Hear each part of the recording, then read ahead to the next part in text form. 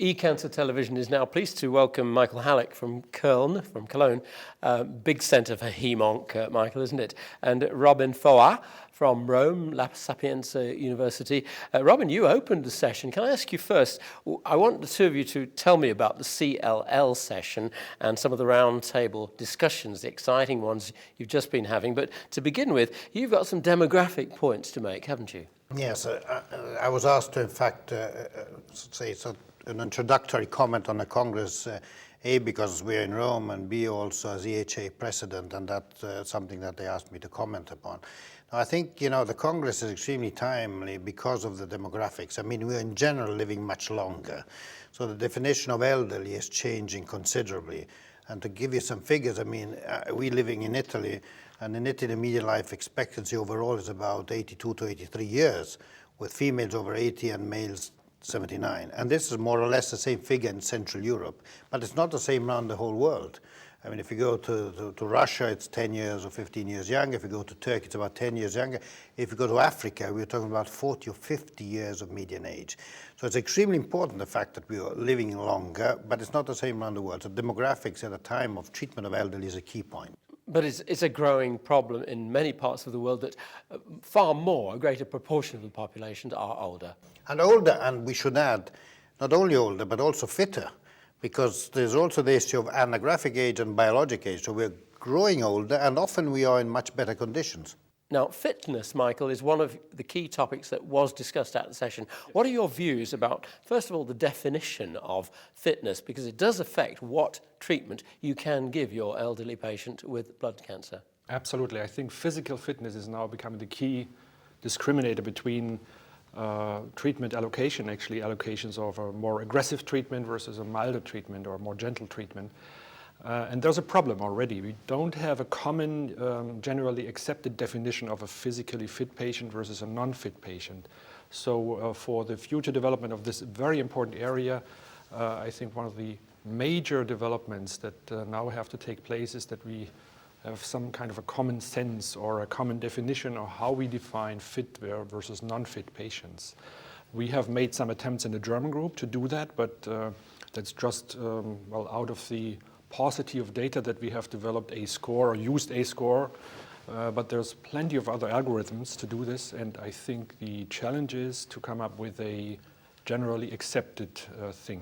So let me get this right. If the patient is fit, then there's a whole range of treatments which can be used. So if the patient with CLL is physically fit, you can give him chemoimmunotherapy, so triple combinations, and the less fit patient, that's not the case. And some countries are different from other countries, because I heard it say that in the United States of America, cancer doctors don't know how to spell chlorambucil. Oh, absolutely. So, that's another thing. There's not only age differences, but also cultural differences, which I like to call it, or national differences, or transatlantic differences in treatment.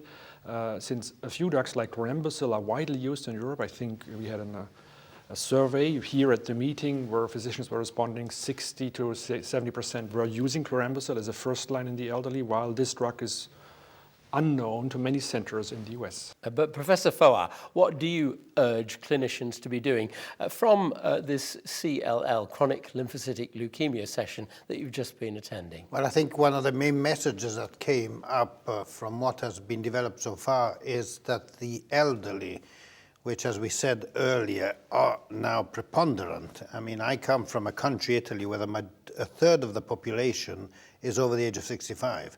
And with the decline in fertility in Europe, at least, we're becoming not only old in age, but becoming an older population. So we have to focus much more our attention on the elderly, which for certain hematological diseases are a very important proportion of patients. So this came out very clear. Clinical trials must be designed also for less fit elderly patients, which are today an unmet clinical need. Bearing also in mind that if you reach a certain age, you're prone to live longer. If you're 70, you haven't died earlier. Your life expectations in Europe would be probably almost another 15, 20 years. This is extremely important. Chronic lymphocytic leukemia is a disease of older patients, And many of those patients over the age of 70 have been excluded or simply not included in randomized control trials. But now we need treatments specifically for them. What about the gentle treatments that you've been discussing, in fact, about this, Michael? Well, the hope is that we would have, and we already have, a couple of drugs that are mild in their toxicity, so we could use chlorambucil, which already is a little milder than the combinations. Antibodies, usually, especially rituximab, used in CLL as a single agent, poor activity but very low toxicity, therefore frequently used in the US, less so in Europe. And then there are new drugs coming, which is our hope also. In a few years, we might treat CLL with kinase inhibitors, and they are extremely untoxic. They barely have any toxicity.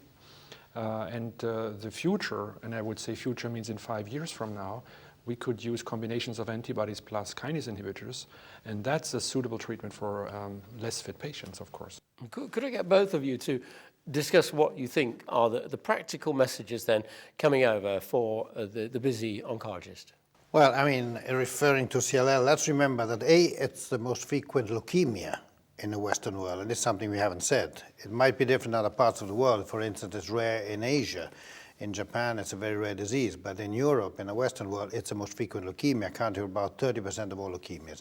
So we need to diagnose them very accurately, and we need to have different algorithms of treatment according to different subgroups of patients. Elderly, fitness, and we haven't discussed prognostic markers. That, I think, is what we have to devise further, and innovative treatment strategies.